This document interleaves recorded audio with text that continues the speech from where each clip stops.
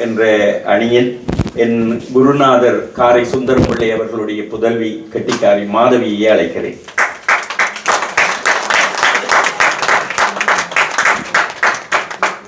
அவருக்கும் அதே விதிதான், 6 நிமிஷம் தான். கொஞ்சம் ஊட்டி அடிங்க கீதா.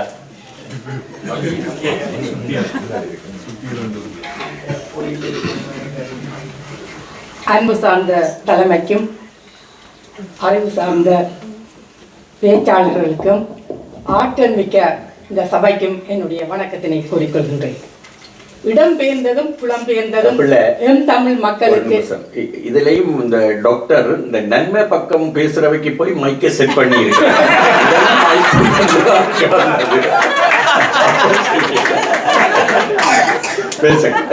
இடம்பெயர்ந்ததும் புலம்பெயர்ந்ததும் எம் தமிழ் மக்களுக்கு நன்மையே செய்திருக்கிறது என்கின்ற அணியிலே நான் பேச வருகின்றேன். அதற்கு சாட்சியாக நீங்கள் எல்லாரும் இருக்கின்ற போது இதற்கு மேலதிகமாக நான் என்னத்தை பேச போறேன் என்ற ஒரு கேள்வி என்னிடம் இருக்கின்றது.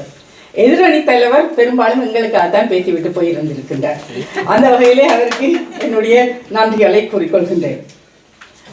ஜாதும் ஊரே யாவரின் கேளீர் என்று சங்கப்புலவன் சொன்ன எத்தனையோ நூற்றாண்டு கலந்து இன்று நாங்கள் உலகம் முழுவதும் பறந்து வாழ்கின்ற அந்த பக்குவத்தினை பெற்றவர்களாக நாங்கள் இருக்கின்றோம்.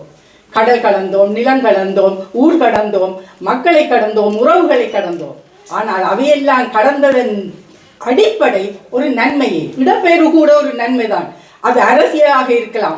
உயிர் அச்சம் கருதித்தானே நாங்கள் இடம்பெயர்ந்தோம். அது நன்மையைத்தான் தந்திருந்தது. எங்களுடைய உயிரை நாங்கள் பிடித்துக் கொள்வதற்கு அது நன்மையை தந்தது. புலம்பெயர்ந்ததும் எங்களுக்கு நன்மையைத்தான் தந்திருக்கின்றது. எல்லாம் எங்களுடைய மனதிலே தான் இருக்கின்றது. நீங்கள் அதனை நன்மையாக பார்த்தீர்கள் என்றால் அது நன்மையாகத்தான் இருக்கும். புலம்பெயர்கின்ற போது நாங்கள் அரசியல் அகதிகளாக வந்தோம் என்று சொல்வதற்கு அப்பாலே அடிப்படை பொருளாதாரம் தேடி, கல்வி தேடி, தொழில் தேடி, எல்லாரும் எங்களுடைய திருமணங்களுக்காகத்தான் நாங்கள் இங்கே வந்திருக்கின்றோம். இவையெல்லாம் நன்மையைத்தானே செய்திருக்கின்றன. நாங்கள் அந்த நன்மைகளின் அடிப்படையில் நாங்களும் நன்றாக வாழ்ந்து தாயகத்தில் உள்ளவர்களையும் நன்றாக வாழ வைத்திருக்கின்றோம். நாங்கள் மட்டுமல்ல மாடமாடிய கட்டினதில்லை, எங்களுடைய கோயில்களை நாங்கள் திறம்பட கட்டி இருக்கின்றோம். அங்கு நீங்கள் ஊரிலே போய் பாருங்கள், எங்கள் கிராமத்து கோயில்கள் எல்லாம் சிறப்புற அமைக்கப்பட்டிருக்கின்றன. மக்கள் எல்லாம் சிறப்புற வாழ்கின்றனர். நாங்கள் மட்டும் கார்த்தியை இங்கே சுழட்டி கொண்டு திரியவில்லை. அங்கே என்னுடைய அக்காவும் கார்த்தியை சுழட்டி கொண்டு திரியறதுக்குரிய பக்குவத்தினை, அந்த ஆற்றலினை நாங்கள் கொடுத்திருக்கின்றோம்.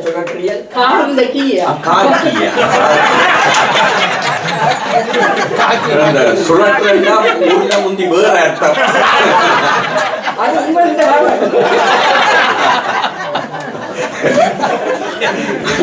ஈகள் இசைப்பட வாழ்தல் அதுவல்ல ஊழியம் இல்ல உயிர்க்கு என்று வள்ளுவருடைய வாக்குக்கமைய நாங்கள் மற்றவர்களுக்கு கொடுப்பதிலே மிகுந்த அன்பு காட்டுவதிலே, கொடுப்பதிலே, மற்றவர்களை வாழ வைப்பதிலே எங்களுடைய தமிழர்கள், ஈழத்தமிழர்கள் மிகவும் சிறப்பானவர்கள்.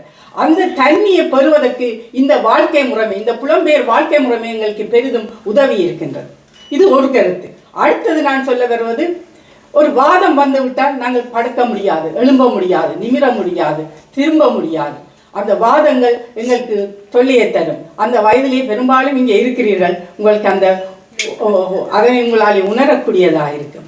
நாங்கள் ஊரில் இருக்கின்ற போது பிரதேசவாதம், இனவாதம், ஊர்வாதம், குறிச்சிவாதம், உறவுவாதம் எத்தனையோ வாதங்களுக்குள்ள மாட்டுப்பட்டு கொண்டிருந்தோம். ஆனால் இங்கே வந்த பிறகு அனைத்து மக்களையும் சகோதரத்துவம் பார்க்கிறதுக்கும் பரந்த மனம் விசாரித்து இருப்பதற்கும் இந்த புலம்பெயர் வாழ்வு எங்களுக்கு தந்திருக்கிறது என்பதனை நான் ஆணித்தரமாக இங்கே சொல்ல இருக்கின்றேன். அதாவது மற்றவர்களை மனிதர்களாக பார்க்கக்கூடிய பக்குவம் எங்களுக்கு இருக்கின்றது. எல்லா இன மக்களையும் ஒரு சகோதரத்துவத்தோடு பார்க்கின்ற தன்மையினை பெற்றிருக்கின்றோம். இன்னும் ஒரு இலகுவாக சொல்வது என்றால், நாங்கள் ஊருக்கு இருக்கின்ற போது எங்களுடைய பெற்றோருக்கு அந்த அடுத்த சந்தியை தவிர வேறு ஒன்றும் தெரியாது. ஆனால் இங்கே நாங்கள் விடுமுறை என்று சொல்லி, ஹொலிடே என்று சொல்லி எத்தனை நாடுகளை பார்த்திருக்கின்றோம். இது உங்களுக்கு சாத்தியமாகிறதுக்கு இந்த புலப்பெயர்வு தானே காரணமாக இருந்திருக்கின்றது. ஐஃபில் டவரோட இப்படி போட்டோ எடுத்துட்டு அதை கைக்குள்ள பிடிக்கிற மாதிரி ஒரு படம் எடுத்து அனுப்புறதுல உள்ள சந்தோஷம், இல்லை பைசா கோபுரத்தை பிடிச்சு வச்சிருக்கிற மாதிரி படம் எடுக்கிறதுல உள்ள சந்தோஷம், இதெல்லாம் சின்ன சின்ன சந்தோஷங்கள். இந்த சின்ன சின்ன நன்மைகள் தான் எங்களுடைய பெரிய நன்மைகளை, எங்களுடைய மனதினை சந்தோஷப்படுத்துவதற்கும் எங்களுடைய மன அழுத்தங்களில் இருந்து நாங்கள் விடுபடுவதற்கு காரணமாக அமைந்திருக்கின்றது. அடுத்ததாக இந்த கலை இலக்கியங்கள் வளர்வதற்கும் இந்த நாடு எங்களுக்கு பெரிதும் உதவி இருக்கின்றது. அதாவது பெற்றோர் தாங்கள் கற்காத கல்விகளை எல்லாம், கற்காத கலைகளை எல்லாம், கற்காத தொழில் வாய்ப்புகளை எல்லாம் இங்கே தங்களுடைய பிள்ளைகளுக்கு ஊட்டி கொண்டிருக்கின்றார்கள். அந்த வகையிலே பிள்ளைகள் வந்து ஊர்லேன்னா டாக்டர், என்ஜினியர், அக்கௌண்டன்ட், லோயர், அதை தவிர ஒரு ஆசிரியர்களோடு மாதிரி பார்ப்பாங்க. ஆனால் இங்கே என்னென்ன தொழில்கள் எல்லாம் பிள்ளைகள் சொல்கிறார்கள், என்னென்ன படிப்பு எல்லாம் சொல்கின்றார்கள். இந்த அளவுக்கு அவர்கள் வளர்ச்சி அடைந்திருக்கிறார்கள் என்றால் நாங்கள் புலம்பெயர்ந்ததுதான் காரணமாக இருக்கும் என்று நான் சொல்லுவேன். அடுத்ததாக இந்த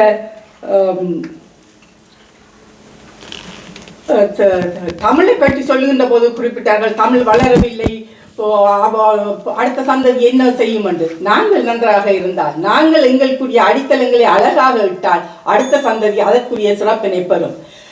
நாங்கள் இன்று தைப்பொங்கலை தமிழர் திருநாளாக, தமிழர் ஹெரிச்சேஜ் மந்தாக நாங்கள் கொண்டாடுகின்றோம்.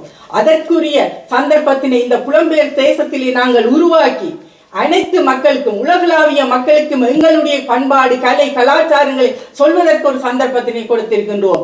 எதிர்வரும் காலத்திலே இந்த தமிழ் மாதம் என்பது உலக மக்களாலே கொண்டாடப்படக்கூடிய அளவுக்கு அது வளர்ச்சி அடையும் என்ற நம்பிக்கையோடு இப்பொழுது உங்களிடமிருந்து விடைபெறுகின்றேன். நன்றி. மாதவி எல்லாம் மனம், நாம் பார்க்கிற மனக்கோலத்தில் தான் இருக்கிறது. கணியன் பூங்குன்றனுடைய சிந்தனை இன்றைக்கு யதார்த்தமாகி கொண்டிருக்கிறது என்று சொன்னது மட்டுமல்ல, நாமும் நல்லா வந்து தாயகத்திலேயும் நல்லா எல்லாரையும் வைத்திருக்கிறோம்.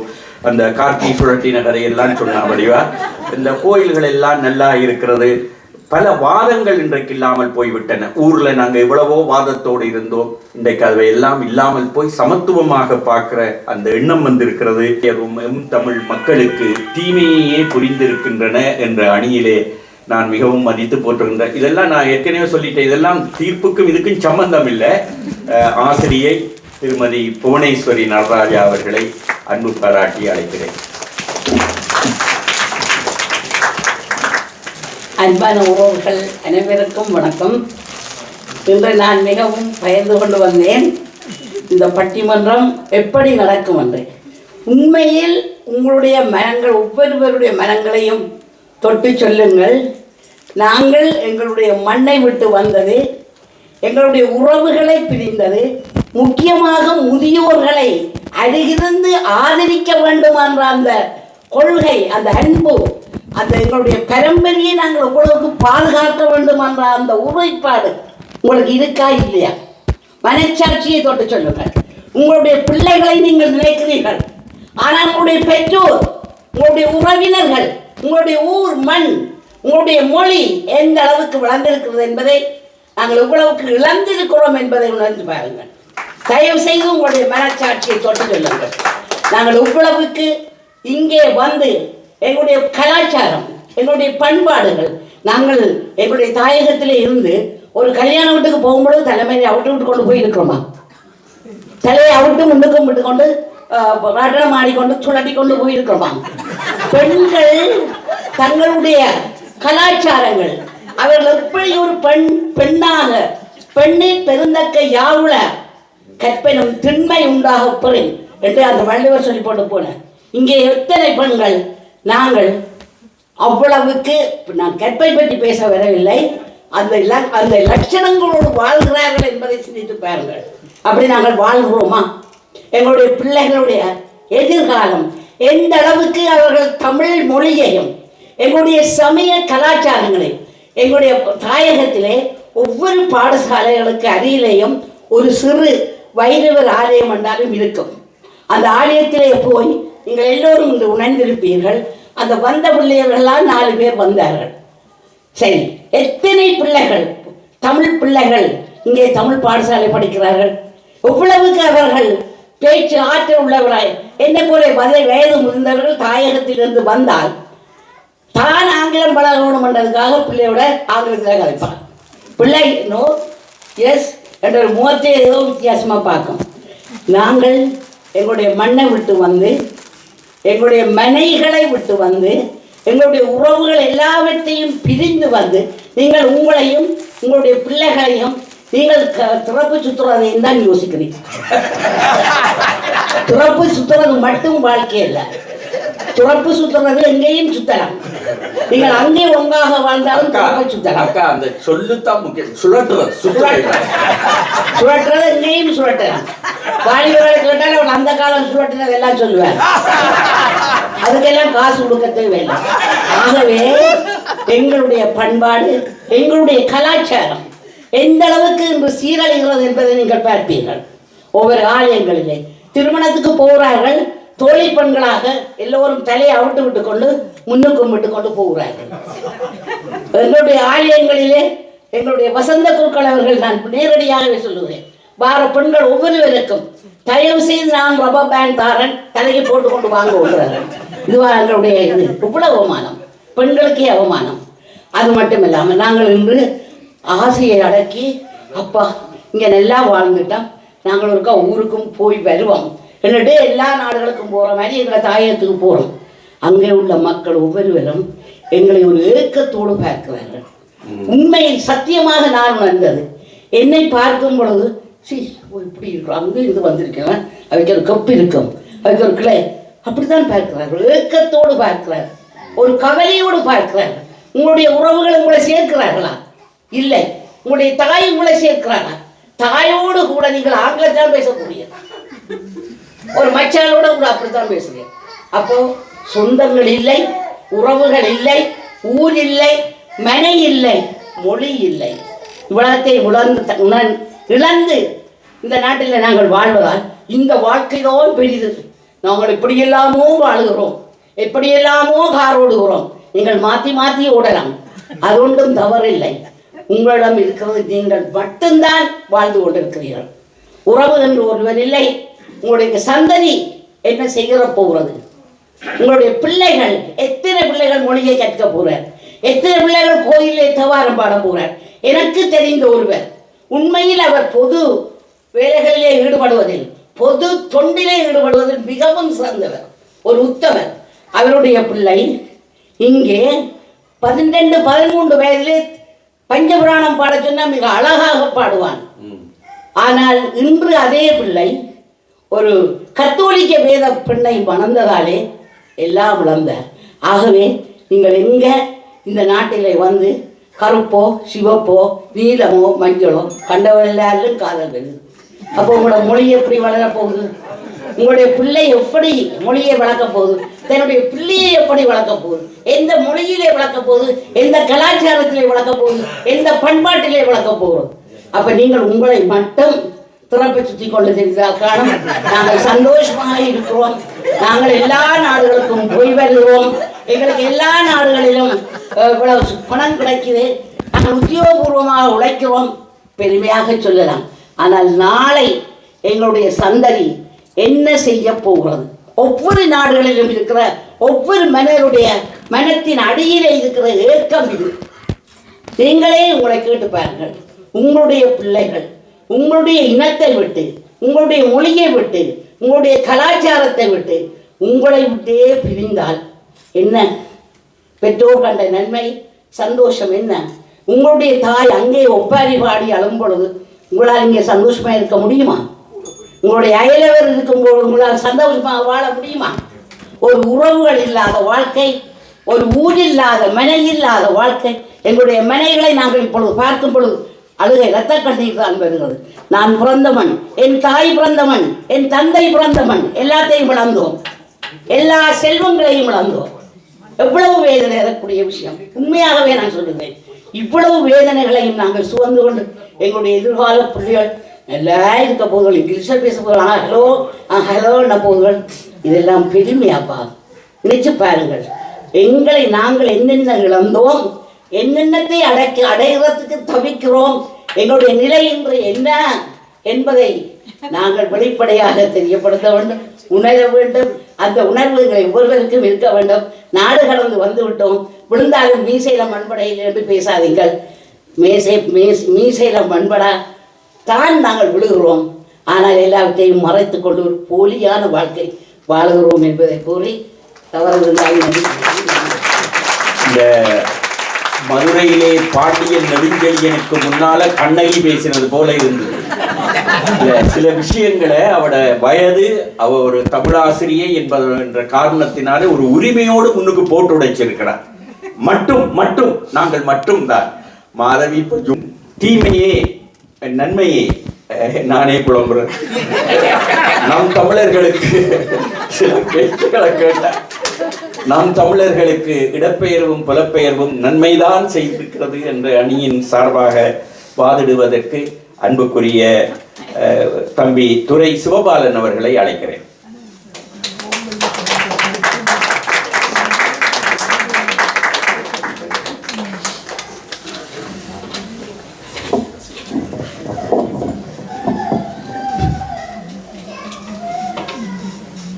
பட்டிமண்டபம் சபைக்கும் அனைத்து கேட்போருக்கும் அவை நிறைந்திருக்கின்ற அனைவருக்கும் வணக்கம்.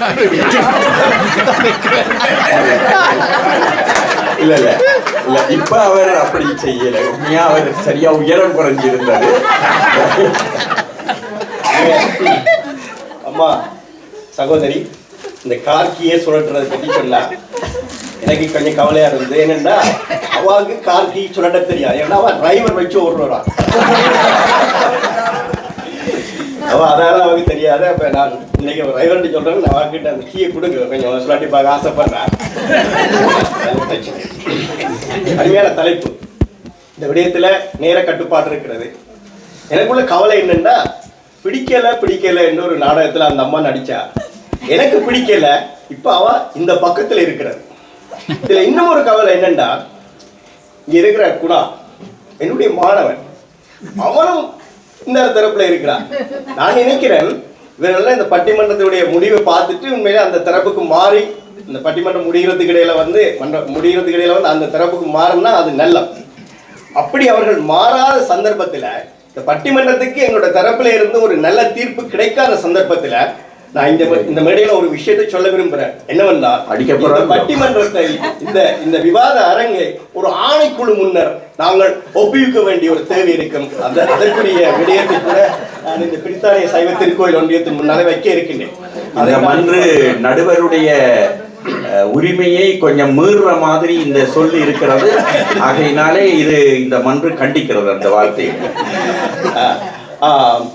இதை சொல்லிக்கொண்டு நேர கட்டுப்பாடு. இப்பொழுது நான் வந்த பொழுது நான் ஒரு முக்கியமான ஒரு விடயத்தை சொல்லுகிறேன். இது நுட்பமான ஒரு விடயமும் கூட. நீங்கள் கட்டாயம் இதை பார்க்க வேண்டும். இங்கே பாடசாலைகள் இன்றைக்கு லண்டனில் இருக்கிறத 90க்கும் மேற்பட்ட பாடசாலைகள் இருக்கின்றன. இன்றைக்கு தமிழ் அதாவது பரீட்சை நடத்துகிறதற்கு சொல்லி ஒரு பரீட்சை திணைக்களம் மாதிரி ஒரு செயல்பாடை இங்கே நாங்கள் கொண்டிருக்கின்றோம். அந்த செயல் திட்டத்தின் ஊடாக கடந்த மாதம் ஏறக்கூடிய 1200க்கும் மேற்பட்ட மணிக்கோணம் 12,000க்கும் மேற்பட்ட ஆசிரியர்கள் உலகளாவிய ரீதியிலே வந்து பாடசாலை ஆசிரியர்களாக இருக்கின்றார்கள். நானும் அதில் ஒரு ஆசிரியராக இருக்கிறார். அந்த அம்மாவும் ஆசிரியராக இருக்கிறார். பாவை ஜெயபாலன் ஆசிரியராக இருக்கிறார். நான் நினைக்கல இந்த ஒரு என்ன ஏதோ சோத்துக்குள்ள பூசணிக்காய மறைக்கிற மாதிரி இவர்கள் இப்படி ஒரு பொய்யை வந்து அபாண்டமா சொல்றது வந்து எனக்கு கொஞ்சம் கவலையா இருக்கு. மற்றது ஏறக்குறைய வந்து இந்த வருஷம் மட்டும் 93,000 தமிழ் பிள்ளைகள் வந்து தமிழ் பரீட்சை எழுதிக்கிறார். என்னுடைய மகள் இன்றைக்கு ஒரு இன்டர்பிரிட்டர், அதாவது வந்து மொழிபெயர்ப்பாளராக வேலை செய்கிறார். இப்போ அவள் NHSக்கு போய் அந்த மொழிபெயர்ப்பாளர் வேலை செய்ய வந்து ஒரு வயசான அம்மா வந்து இவன்கிட்ட கேட்குறான் மொழிபெயர்ப்பு செய்கிறது. அப்போ அவள் சொல்கிறா வந்து, ஐயோ மகள் இந்த கை கால் எல்லாம் வந்து பச்சை இறைச்சியாக நோவுது, உங்களுக்கு அதை டிரான்ஸ்லேஷன் பண்ண தெரியாது. அப்போ நாங்கள் நோமலாக சொல்லிக்க பையன் தான் சொல்லலாம். அப்போ இதெல்லாம் முடிஞ்ச அப்புறம் அந்த அம்மா வந்து சொல்கிறா, பிள்ளை நான் எவ்வளவு பெயினோட எவ்வளவு நோவோட இருந்துட்டு கணக்க சொல்கிறேன், நீ அந்த ஆளுக்கு வந்து ஒரு 2 வார்த்தையில சொல்லிட்டு போ, நீ உனக்கு வடிவா தெரியாது. அப்ப வடிவா தெரியாத ஆட்கள் மாதிரி தான் வந்து இவங்க கொஞ்சம் பேர் வந்திருக்கிறாங்க. சரியா? அப்ப இவைக்கு வந்து நாங்கள் ஒன்றும் செய்யலாம். நான் பழமையா பாடசாலையில் போய் பிள்ளைகளுக்கு படிப்பு கேட்க வந்து உடனே கொஞ்சம் ஒரு 5 வயசு 6 வயசு பிள்ளைகளை பார்த்தோன்னா நான் ஒரு கேள்வி கேட்பேன். அதாவது வந்து கணவன் என்பதற்கு பெண்பால் என்ன? அப்போ உடனே எல்லாரும் கையை வைத்து கணவி கணவி என்று சொல்லுவாங்க. இப்ப அதே மாதிரிதான் இவன் சொல்லி கொடுத்திருக்கிறான், கணவி கணவி. அதே மாதிரி ஒருவன் என்பதற்கு பெண்பால் என்ன? அப்போ உடனே கையை வைத்து ஒருவி ஒருவி. அப்படியே ஒருவியும் இல்லைன்னா குருவியும் இல்லை, ஒருவன் ஒரு தீ. தம்பி நான் முக்கியமா இப்பதான் விஷயத்துக்கு வர. இந்த புலம்பெயர்வு இடப்பெயர்வு என்பதற்கு அப்பால தனிய புலப்பெயர்வு மட்டும் நான் மைக்ரோவா பார்க்கிறேன். நடுவர் அவர்கள் முக்கியமாக குறிப்பிடவில்லை. உங்களுக்கு முக்கியமா சொல்றேன், இந்த மாணவன் இடத்துக்காக வெறுட்ட கெருட்டப்படாது மட்டும் சொல்றோம். மாணவனுக்கு அப்பால உறவுக்காரன் கூட. அப்ப முக்கியமான 2 விஷயத்தை நான் சொல்றேன். இன்னைக்கு பெண்ணியம் என்பது இங்கு பேசப்படாத ஒரு பொருளாக மாறிவிட்டது. ஏனென்றால் ஆண் பெண் அனைவருமே சமனாக மாறிவிட்டார்கள். இன்னைக்கு எந்த வீட்டில எல்லாம் 8 நாள் நான் தான் சமைக்கிறேன். சாரி 7 நாள். 7 நாள் எனக்கு என்ன அந்த அவ்வளவு வேதனை. அவ்வளவு வேதனை. 7 நாள் நான் தான் சமைக்கிறேன். இன்னைக்கு பெண்ணியத்தை பற்றி பேச முடியாத அளவுக்கு ஆணும் பெண்ணும் சமமான ஒரு சூழ்நிலை வந்திருக்கா வர இல்லையா? அதை நீங்க உணர்ந்து கொள்ளணும். இது அதாவது இந்த புலப்பெயர்வின் ஊடாகத்தான் இது வந்திருக்கிறது. இன்னும் ஒரு முக்கியமான விஷயம், தலித்தியம் பற்றி இன்னைக்கு யாருமே பேச மாட்டார்கள். ஏனென்றால் நான் இந்த 2 விஷயத்தையும் யாராவது பேச விரும்பினாலோ அல்லது எழுத விரும்பினாலோ நான் அதை வன்மையாக கண்டிக்கிறேன். ஏனென்றால் புதிய இளம் சமுதாயத்துக்கு இந்த தலித்தியத்தையும் பெண்ணியத்தையும் பற்றி ஊட்டக்கூடாது என்கின்ற ஒரு தேவை வளர்ந்த எங்களுக்கு இருக்கிறது.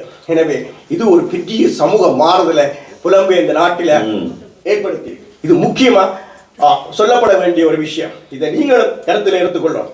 இவை அத்தனைக்கு மேலாக இன்னும் ஒரு விஷயம் ஒன்று இருக்கு. தம்பி சொன்னார், சப்பாத்தை 2 பேரும் ஒன்றா தான் வந்தோன்னா சொன்னார், சப்பாத்தை மாஸ்டர் இதில் விட்டா என்ன மாதிரி கிடக்குமான்னு. ஓ, சப்பாத்தை விட்டா நீங்க 6 மணித்தியாலம் என்ன மாநாடு முடியும் மட்டும் சப்பாத்தை பற்றிய கவலைப்படாம நீங்க இந்த மாநாட்டில் இருக்கலாம். அந்த அளவுக்கு ஒரு நன்மையை தந்திருக்குது இந்த புலப்பெயர். சரியோ? எனக்கு ஒரு சந்தேகம் என்னன்னா, இந்த 2 பேரும் சப்பாத்தை பற்றி கிடைச்சா ஊர்ல சப்பாத்தை விட்ட நீங்களும் ஊர்ல விட்டு அனுபவத்துல சொல்றேன். பட் இன்னைக்கு பல்கலைக்கழகங்கள்ல இன்னைக்கு தமிழ் மொழி ஒரு பாடத்திட்டத்தினுடைய மொழியாக மாற்றப்பட்டிருக்கிறது. இது யாரால நடத்தப்பட்டது? தனிநாயகம் அடிகளார் அன்றை கண்ட கனவு இன்னைக்கு நனவாகி இருக்கிறது. இது ஒரு முக்கியமான விஷயம்.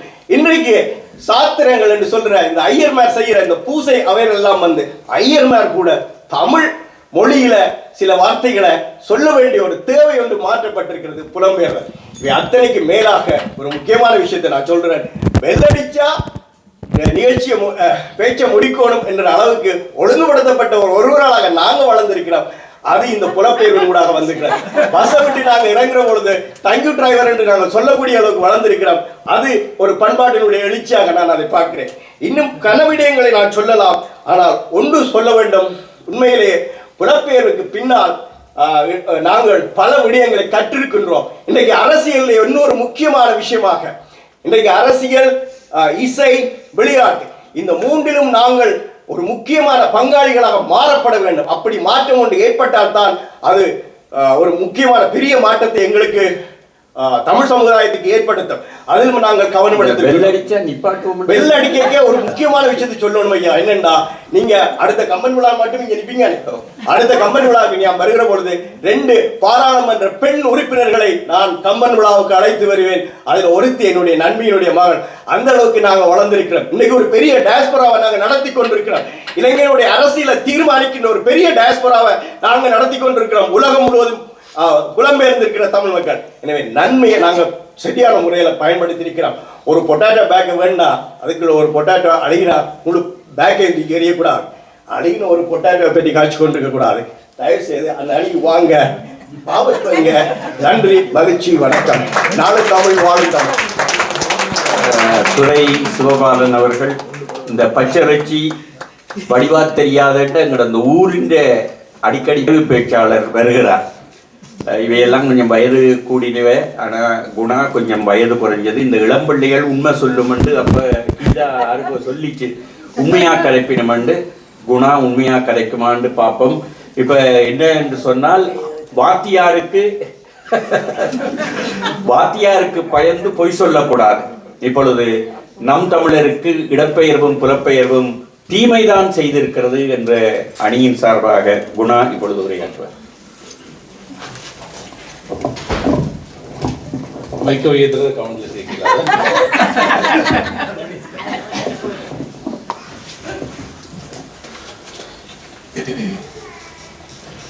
பட்டி மண்டபத்தினுடைய நடுவருக்கும் பேச்சாளர்களுக்கும் சபையோருக்கும் வணக்கம். தனிமரம் தோப்பாகுமா? ஆகாது.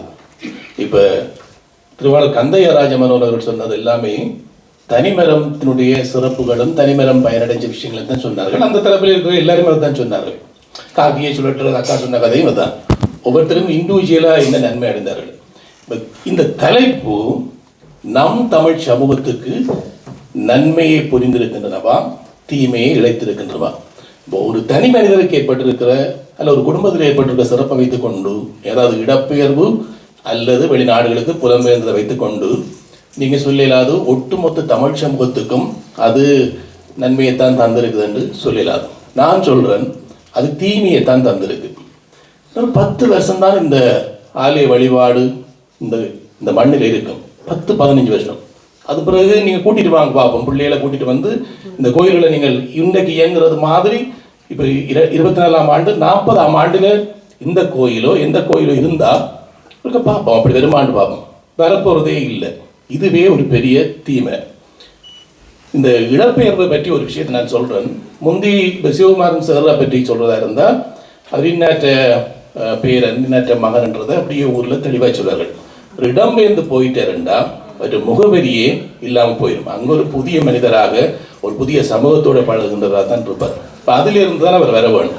அவர் முந்தி 90கள் தொடக்கத்தில் நல்லூர் டெம்பிள் ரோட்டில் அங்கே முடமாவடி கிட்டே இருந்த போது ஒரு சாலி மோட்டர் சைக்கிள்லாம் பிரசங்கம் எல்லாத்துக்கும் இருக்கார். ரோட்டில் போனால் எல்லாருக்கும் தெரியும், எல்லாரும் சேருக்கு கையை காட்டிக்கிட்டு தான் போகிறோம். இப்போ போய் கேளுங்க, அதுக்கு இப்போ வவுனியாவில் யாழ்ப்பாணம் போனால் தெரியாது, நிறைய பேருக்கு தெரியாது. ஏன்னா சந்ததி மாறிட்டுது, அவர் முகவரி இல்லை அங்கே. அவை இடப்பெயர்வும் ஒரு பெரிய பாதிப்பு தான். இல்லாட்டி ஏன் கொழும்பில் இருக்கிறார்கள் தங்களோட புங்குடுதீவு காரதீவுக்கு எல்லாருக்கும் திருவிழா பெரிய கொண்டாட்டத்துக்கு இருந்து ஊருக்கு போகிறார்கள். தங்களோட அந்த மண்ணை நேசிக்கிறதுக்கு நீங்கள் மனச்சாட்சியை தொட்டு சொல்லுங்க. ஏன் நீங்கள் இலங்கைக்கு போகிறீங்க, இவ்வளோ பேரும் என்னத்துக்கு போகிறீங்க?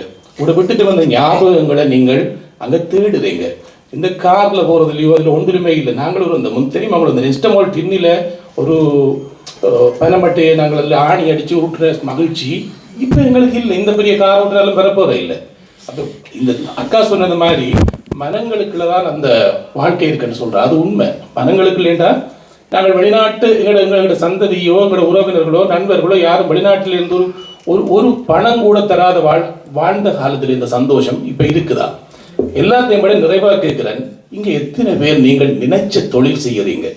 லண்டனில் நீங்கள் எத்தனை பேர் விரும்பி வந்த தொழிலை செய்கிறீங்க? இப்போ டாக்டராக வந்தவர் கொஞ்சம் அவர் எக்ஸாம் எடுத்து அவர் பாஸ் பண்ணி டாக்டராக இருப்பார். எத்தனையோ டாக்டர்ஸ் இலங்கையில் படித்து போட்டு அந்த எக்ஸாம் அந்த பெரிய எக்ஸாமை பாஸ் பண்ண முடியாமல் வேறு தொழில் தான் செய்கிறான். எவ்வளவு இளவயது மரணங்கள் நிகழுது. என்ன காரணம்? மனம் புழுங்கி சாகுது. நான் இலங்கையில் ஒரு ஊடகவியலாளர். அப்போ இங்கே முதல்ல வந்தபோது சொன்ன அண்ணே நீங்கள் முதலியல் ஒன்று ஏன் தண்ணிக்கு இந்த வழியில் வந்து நீங்கள் கட்டிக்கலாம், தண்ணிக்கு தான் இருக்கணுமா முதலியாண்டு. அது உண்மை. எனக்கு பிறகுதான் தெரிஞ்சுது நான் தேவையில்லாமல் இங்கே வந்துட்டேன். இங்கே வந்து என்னையும் தொலைச்சு என் தொழிலையும் தொலைச்சு அப்போ முகவரி இல்லாமல் போயிட்டேன். இப்போ நான் செய்கிறது வியாபாரம். நான் செய்தது 19 வயசில் தொடங்குறது வேறு தொழில், இப்போ செய்கிறது வியாபாரம். இப்போ எனக்கு அதில் முகவரி இல்லாமல் போயிடுது. அதுதான் எனக்கு முகவரியாக இருந்த முகவரி இல்லாமல் போயிடுது. இந்த இடப்பெயர்வும் புலப்பெயர்வும் ஒரு முகவரியற்ற மனிதர்களை உருவாக்குகிறது. இன்னும் ஒன்று, நீங்கள் விரும்பிய தொழிலை செய்ய போவதில்லை. ஒரு 100 பேரை புலம்பெயர்ந்து வந்தவர்கள் எடுத்துக்கொண்டால் ஒரு 10 பேர் தான் நீங்கள் விரும்பின தொழிலை செய்வீங்க. நீங்கள் சொல்வார்கள் smart job, white collar job, மற்றது வந்து இந்த முட்டாள் வேலை செய்கிறதுண்டு. நம்ம 80% புலம்பெயர்ந்து வந்தாக்கள் அந்த வேலை தான் செய்கிறது. பகலில் வேலைக்கு போவார் மனுஷி, அவர் இரவில் போவார் பேக்கரி வேலைக்கு, ஃபேக்ட்ரி வேலைக்கு, கிளீனிங் வேலைக்கு போவார். பிள்ளைகள் படிக்குதலா அல்லது என்ன செய்தல்ன்றது தகப்பனுக்கும் தெரியாது. தாய் ஒரு மாதிரி மேனேஜ் பண்ணுவார் ஃபேமிலியை. இப்படித்தான் வாழ்க்கை ஓடிக்கொண்டு இருக்குது. இல்லையா சிவாய்யா? இப்படித்தான் வாழ்க்கை ஓடிக்கொண்டு போகுது. அப்போ முற்றுமுழுதான் நான் சொல்கிறேன், இந்த புலப்பெயர்வு வாழ்க்கை எங்களுக்கான ஈழத்தமிழருக்கான அடையாளம் இனிமேல் இருக்க போகிற இல்லை. இப்போ எந்த பிள்ளை நாளைக்கு வளர்ந்து கல்யாணம் கட்டி அவன் எந்த சமூகத்தை உருவாக்குவா?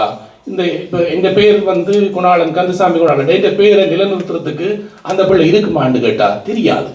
ஆனால் ஊரில் இருந்திருந்தா அது வாழையடி வாழையா இன்னாற்ற பிள்ளை, இன்னாற்ற பேரன், இன்னாற்ற பேத்தி அப்படின்ற அந்த பரம்பரை சொல்லி கொண்டு வரும். இங்கே அப்படி ஒன்றுமே வரப்போகிற இல்லை. நாங்கள் ஒரு புதிய சமுதாயத்துக்கு இங்கே ஒரு 200க்கும் மேற்பட்ட மக்களோட மிங்கிளாகி சொல்வார்கள், இந்த ஆங்கிலத்தில் சொல்வார்கள் செல் கிராஸ் கான்டமினேஷன் அப்படின்னு நான் நினைக்கிறது தான் சரியான பதமாக இருக்கும். அப்போ நாங்கள் வேறு ஒரு சமூகத்துக்குள்ளே நுழைகிற பொழுது அதில் இருந்து எல்லாம் அவங்கள்ட்ட தொற்றிக்கொள்ளும். அப்படி தொற்றிக்கொள்கிற பொழுது நாங்களாக இருக்க போகிறது இல்லை. இப்போ நடுவர் போயிட்டு வரணும், நாங்களாக இல்லாத பட்சத்தில் அது நம் தமிழர் சமூகத்துக்கு நன்மை தருமா? நன்மை தர போகிற இல்லை, தீமையைத்தான் அது விளைவிக்க போகுது. ஆகவே இன்றைக்கு நான் உங்களுக்கு சொல்வது என்னவென்றால், நீங்கள் எடுத்து பாருங்க, இந்த மரண அறித்தல் வார தளங்கள் எடுத்து பாருங்க, 45, 50, 55 எல்லாரும் போகிறோம். மன உளைச்சல். ஊர்ல இருந்தால் 65, 70, 80 வரையும் வாழும். இந்த வேறொரு எங்களோட பாடி வந்து செய்யப்பட்டது இந்த மண்ணுக்கு இல்லை. பாருங்க, நாங்கள் பெரிய 6 அடி உயரம் மராக்கள் இல்லை, ஒரு 5.5 அடி அண்டளவு 5, 8 அப்படித்தான் இருப்போம். நாங்கள் செய்யப்பட்டது ஆசிய நாடுகளுக்குரிய படிதான் செய்யப்பட்டது. எங்களை கொண்டு வந்து வாழை மரத்தை கொண்டு இங்கே வச்சு பாருங்க, குல ஓடுமாண்டு போடாது. அதே போல எங்களை கொண்டு இருக்குதுல்ல, நாங்கள் வந்திருக்கிறோம். அந்த வீரியத்தோட இங்கே இருக்க இயலாது. அந்த வீரியம் இல்லையென்றா நாங்கள் தோத்து போயிட்டோம், எங்களுக்கு அது தீமை தான் என்று சொல்லி வாய்ப்பு தந்ததுக்கு நன்றி சொல்லி விடைபெறுகிறேன். நன்றி, வணக்கம். குணாவினுடைய பேச்சு எல்லாரையும் ஒரு கணம் உரைய வச்சிருக்க என்று தான் நான் நினைக்கிறேன். ஒரு உண்மையை வெளியிலேயே திருப்பி போட்ட மாதிரி அந்த தனிமரம் தூப்பாகுமா